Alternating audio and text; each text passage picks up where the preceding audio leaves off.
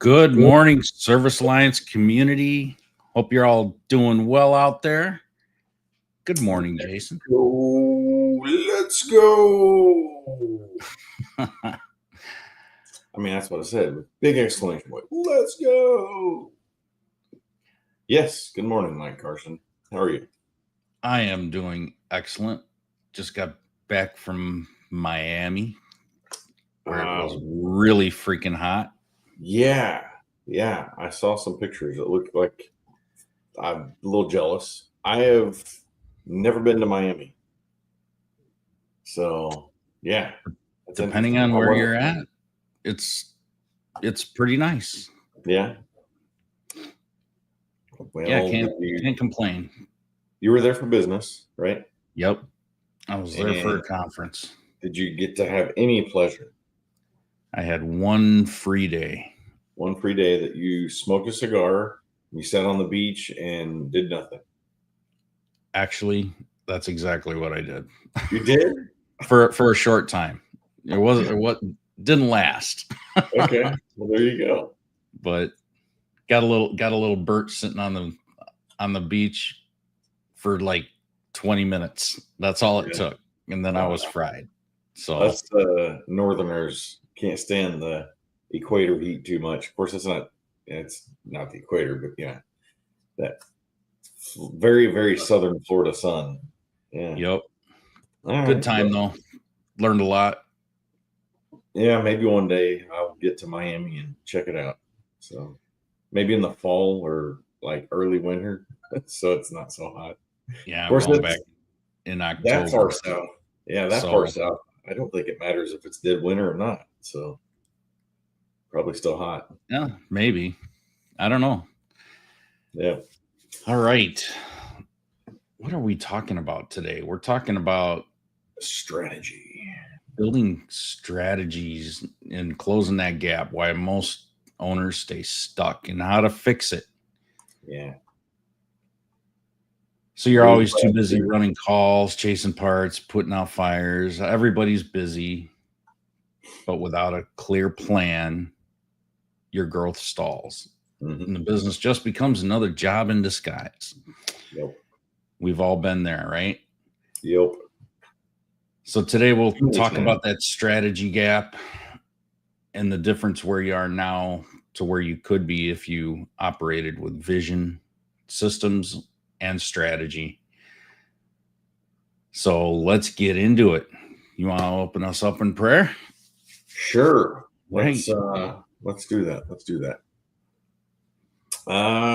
Father God, thank you for every business owner that's watching this and everyone that will watch it in the future.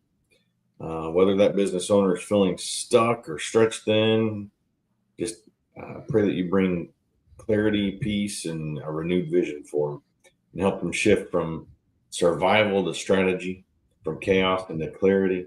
And may this episode just be a spark towards growth, leadership, and a lasting impact. Bless their work and guide their next steps. And above all else, let people see your love through our actions. Amen. Amen. Thank you, brother. So I had a list of verses for this episode when we were doing our outline, and I did this like many weeks ago. Mm-hmm. But something that I noticed was pretty cool is this conference that I just went to. The theme was sharpening your axe, and they had axe throwing and all that stuff. And then Ecclesiastes 10:10 says, "If the axe is dull and its edge is unsharpened, more strength is needed, but skill will bring success." So this verse was literally the theme of this conference that I just went to. So cool.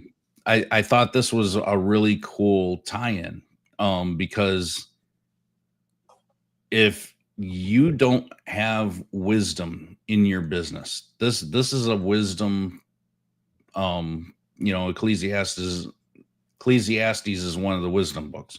So if you don't have wisdom and then you need more brute force strength to be able to try to plow through everything. And that's exhausting. So sharpen your skills, sharpen your wisdom, and everything will be easier, and you'll be able to overcome a lot of challenges that you're going through. So I thought that was a good verse that tied in a lot with what I just got out of with the conference that I was just at, and in what we're talking about today. Yeah. So let's talk about why most business owners stay stuck. Yes. Stuck in the truck. Stuck in the truck. In the business. How many of you guys are stuck in the truck? Chuck in the truck is stuck in the truck. Oh man. It's unfortunate. This is a part of being that guy that's in the field running service calls, trying to run a business, trying to do everything themselves, trying to lead a team, trying to build a team. You just feel stuck, right? I've been there many times over the past 25 years of running. And it helps to get good people, to surround yourself with good people that's outside of your business, especially that you can, man, give them a call. Today is not a good day. I'm really struggling. And those are the people that can help pull you up. And that's pretty much in any area of your life, but especially when you're trying to grow a business, right? Stuck in a truck, getting somebody that'll help pull you.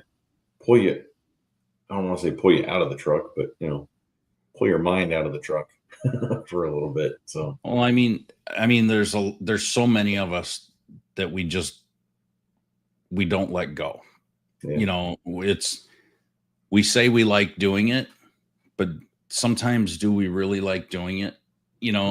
Or are we just going to what's always been our norm and our comfort zone, and we're not stretching ourselves out of our comfort zone? Mm-hmm. We're not expanding our horizons, right? Yeah. And when you're doing that, you don't learn, you don't grow, and you will always stay stuck.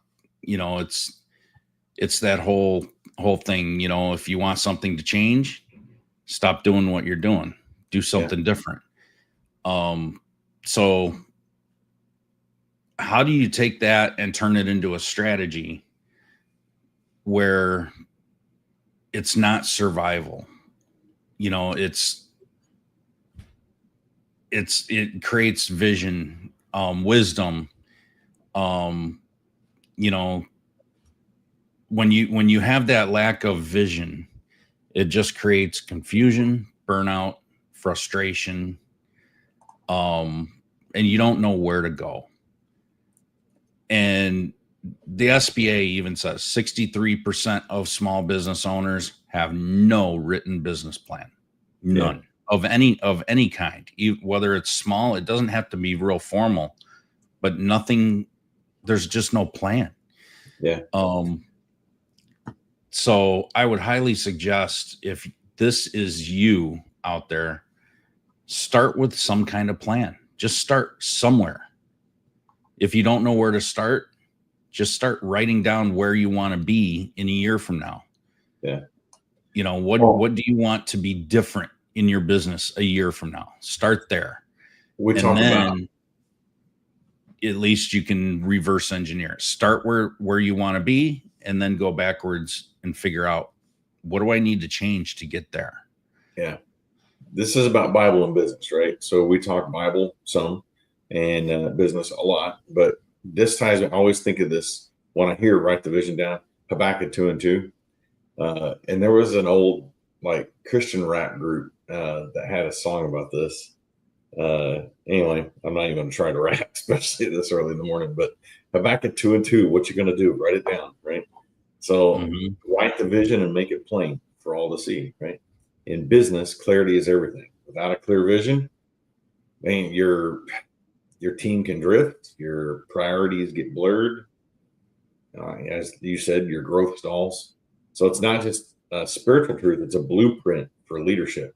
It's a blueprint for writing a book. It's a blueprint for writing a song. It's a blueprint for anything, right? Habakkuk 2:2. You got to remember that. So as business owners, we're called to define where we're going, document it clearly for our team, communicate in a way that empowers everybody around us to take action, right? So if we're not communicating those things, they're not going to take action.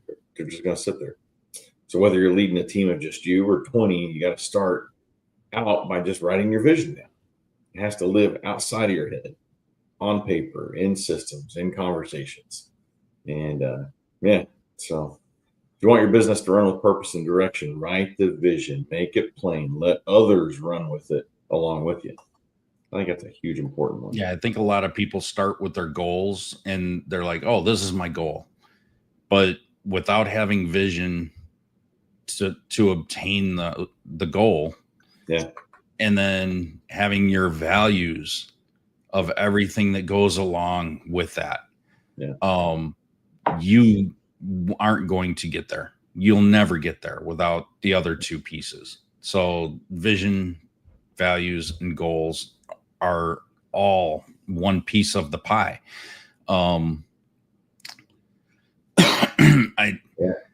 Jenny makes a good point. Good morning, Jenny. Intentionally block time to work on your business, maybe. Yeah.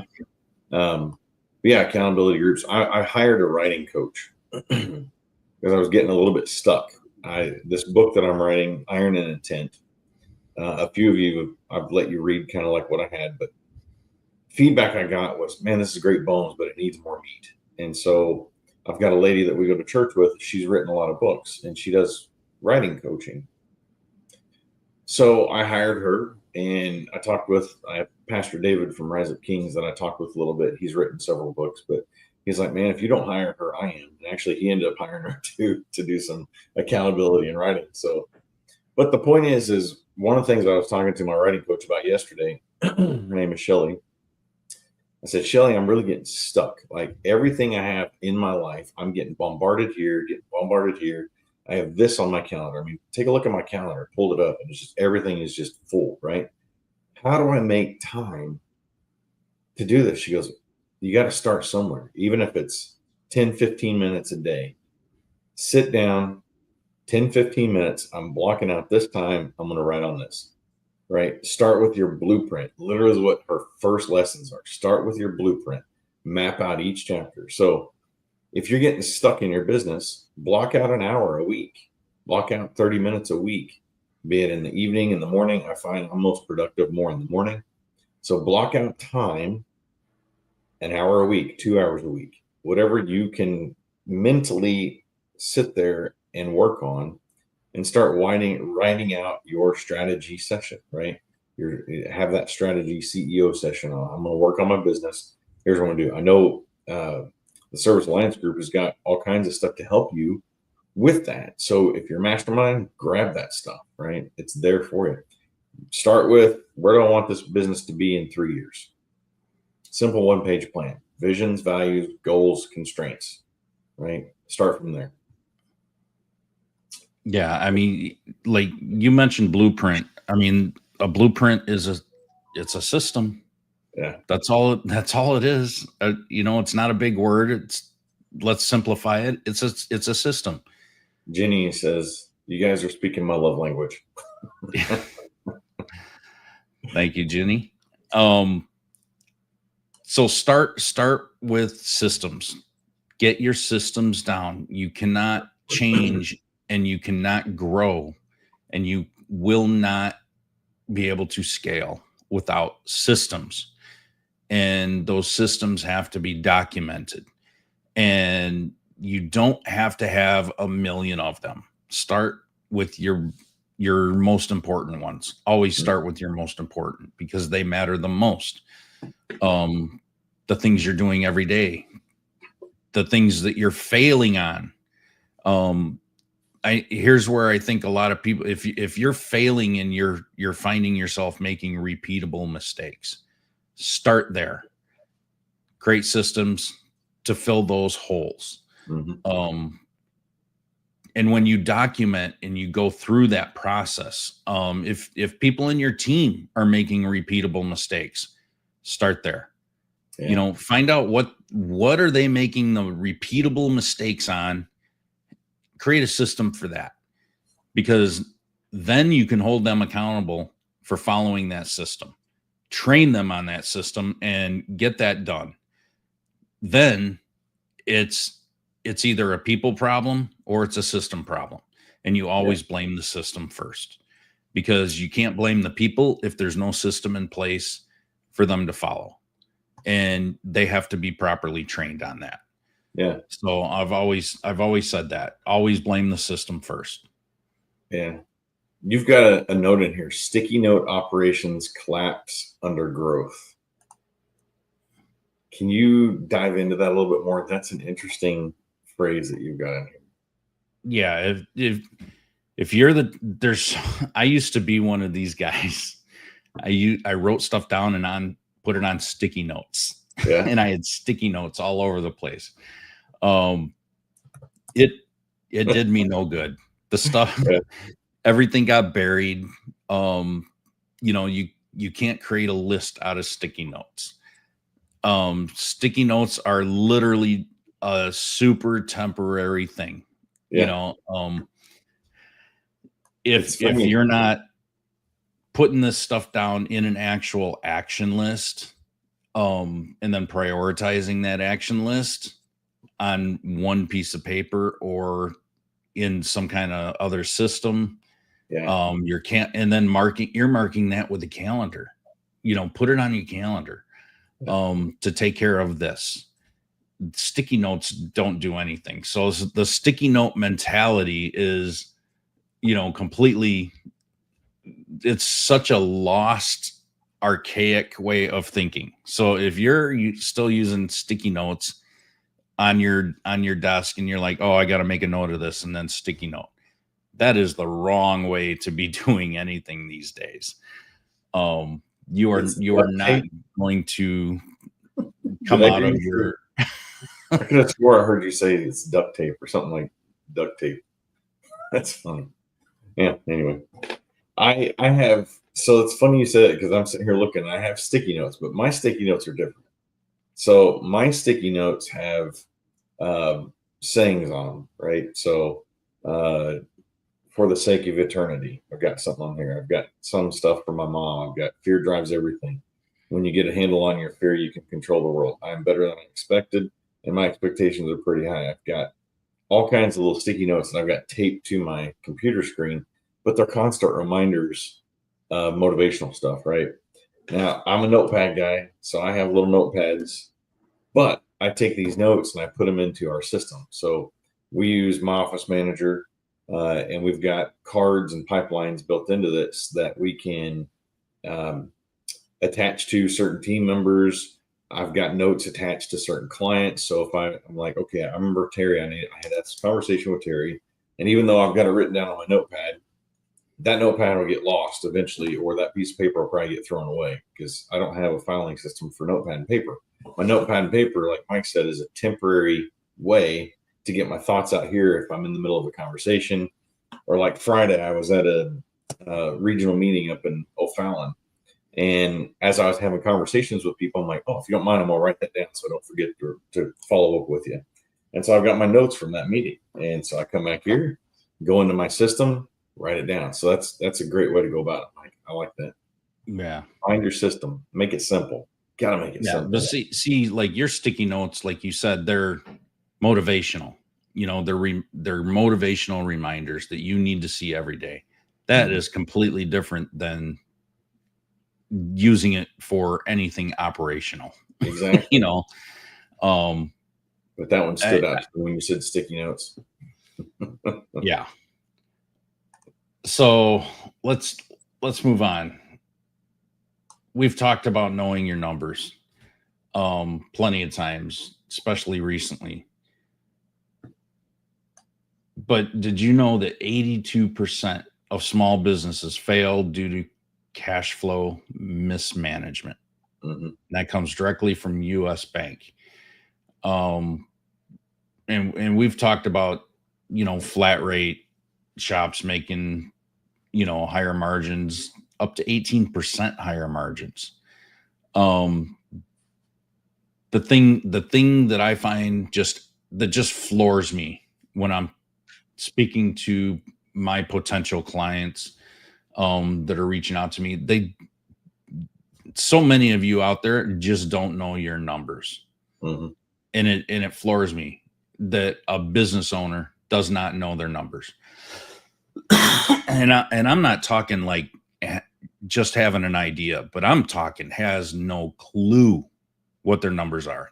Yeah. What their average ticket is, what their cost of doing business is, what their monthly P&Ls are. That just blows my mind. You need to know exactly what your numbers are so that you can get out of that feast or famine cycle. And it's often caused by not pricing yourself right. Mm-hmm. Since we talked about this so much, I just wanted to touch on it because it's got to be a part of your strategy. Knowing your numbers is definitely a huge part of your strategy.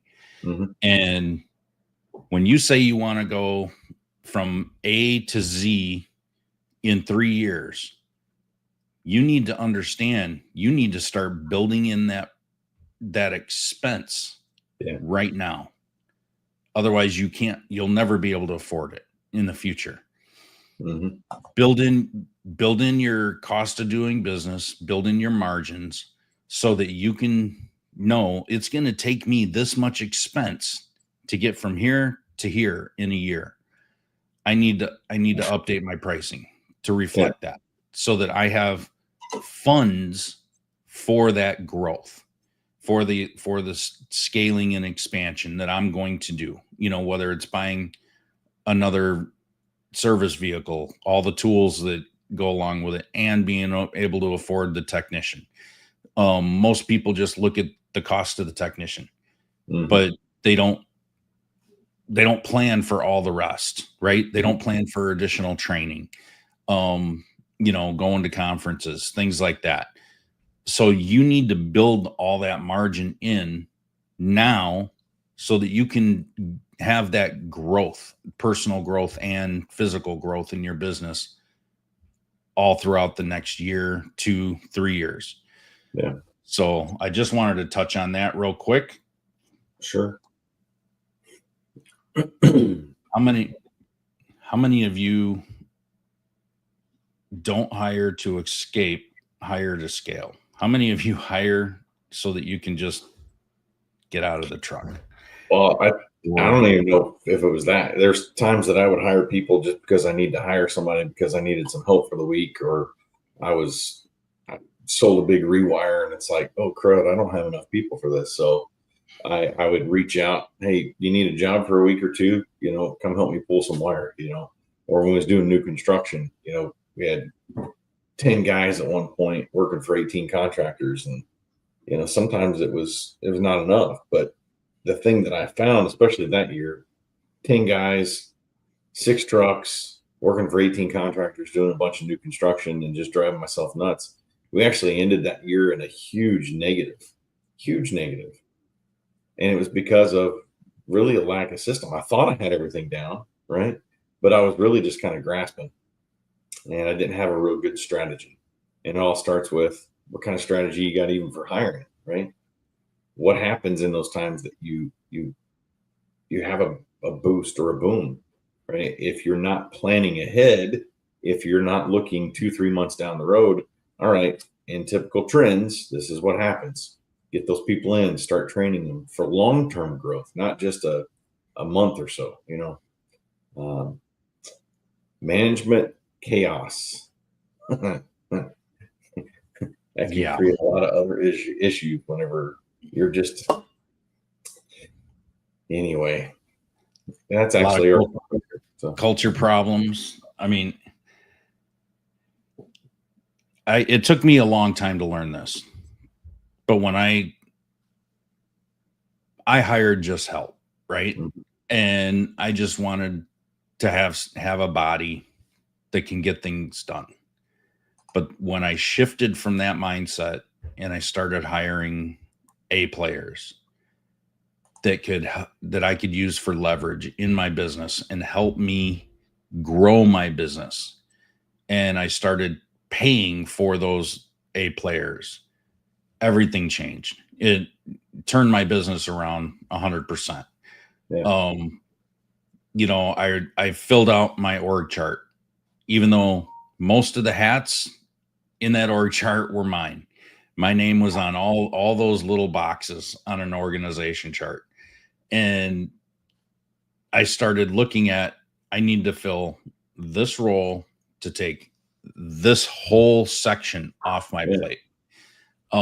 But I needed somebody. And then I started looking at that org chart and I was like, someone needs to be in this role, but I need someone really damn good. Yeah. And otherwise everything's going to fail. And so I started looking for those A players, and it definitely changed everything, because then you have someone that's invested. They want to help. Yeah. They want to help change things. They want systems.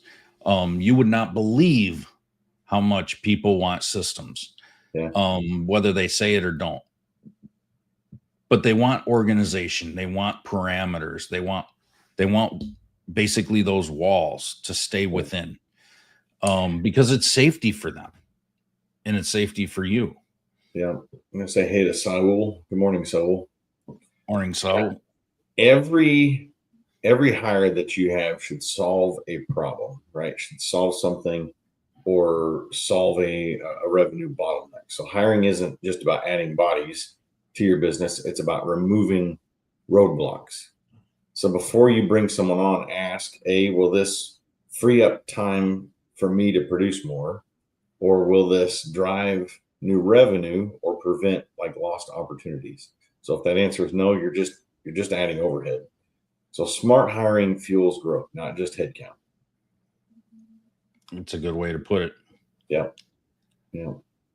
So what tactics can we use for transformation of our businesses? Oh, well, I mean that's a broad question. There's a lot of ways you can go about that. I mean, your marketing,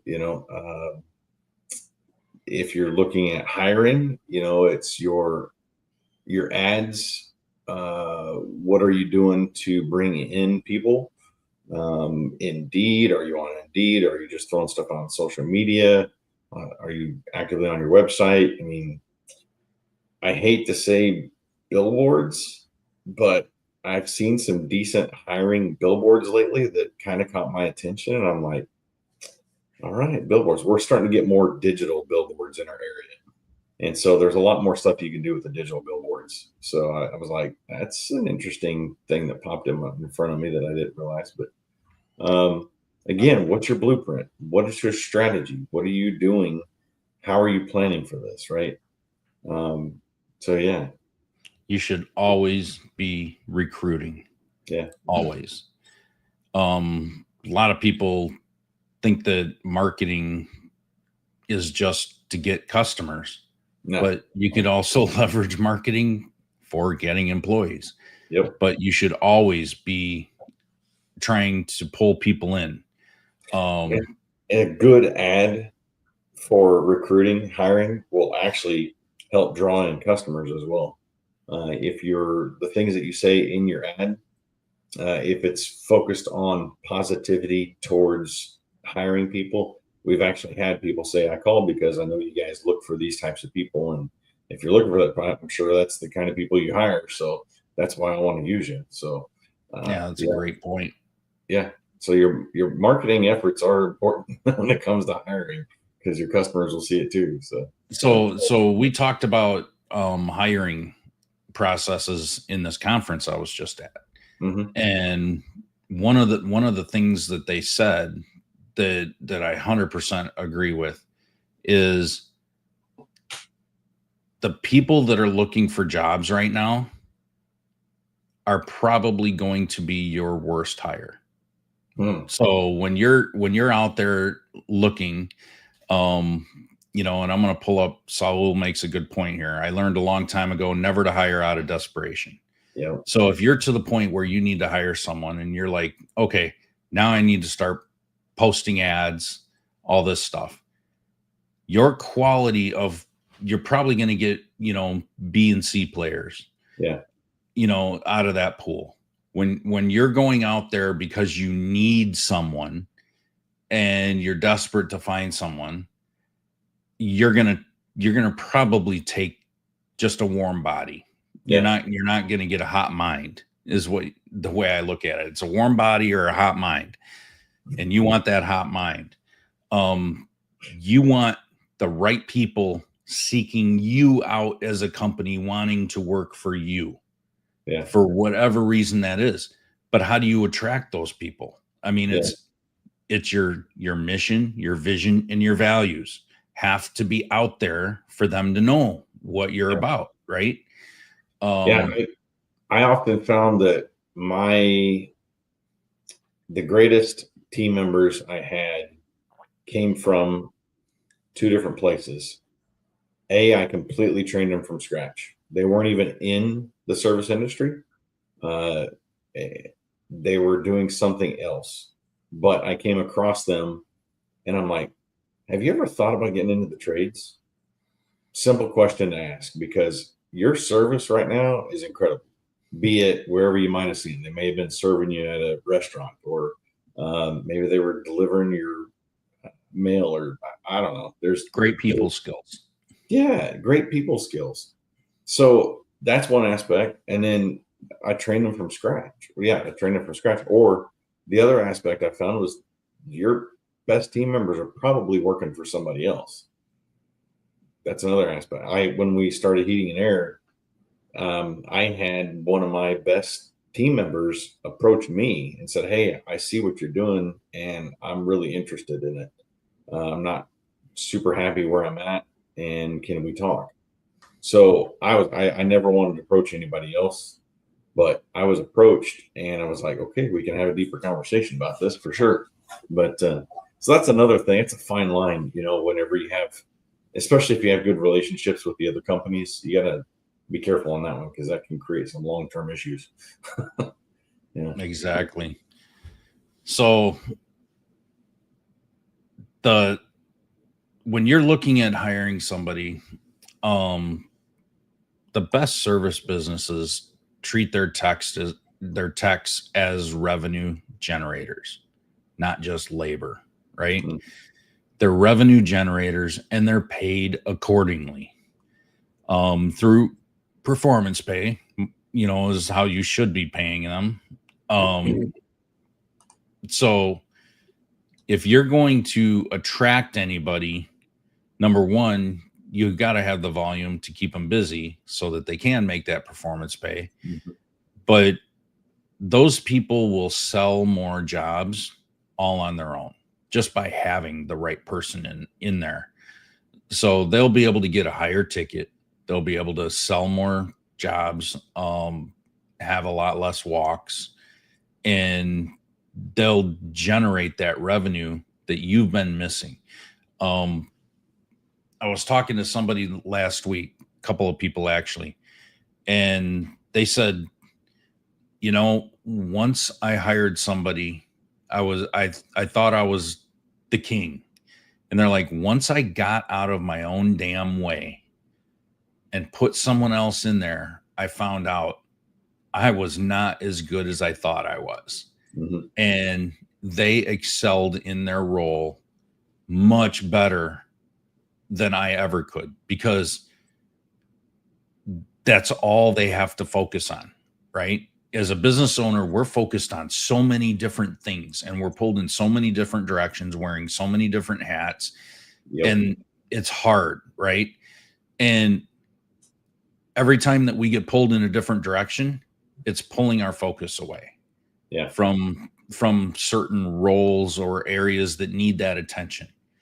So once you hire somebody to take over that and focus only on that position, they are naturally going to pay more attention and be able to focus and excel at it better than you ever could as a business owner. Oh yeah. You may know a hell of a lot about it, but I don't know any other way to put it. It's we talked about last week in this conference, we talked about, Buying Back Your Time, by Dan Martell. And that book, I've read that and reread that and listened to the audio, taken so many notes on that book because it's just a gold mine of information. And if you have not read that book, go get it. It will be a game changer in your thought process on hiring. What's it called again? Buy Back Your Time by Dan Martell.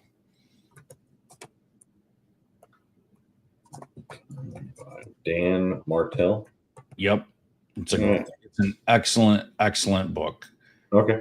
Just put that in the comments there. Yeah. Very good. Very good. I know we were talking about accountability and stuff, coaching and stuff. I'd be remiss if I didn't throw out there Miss Jenny from Outcome Academy.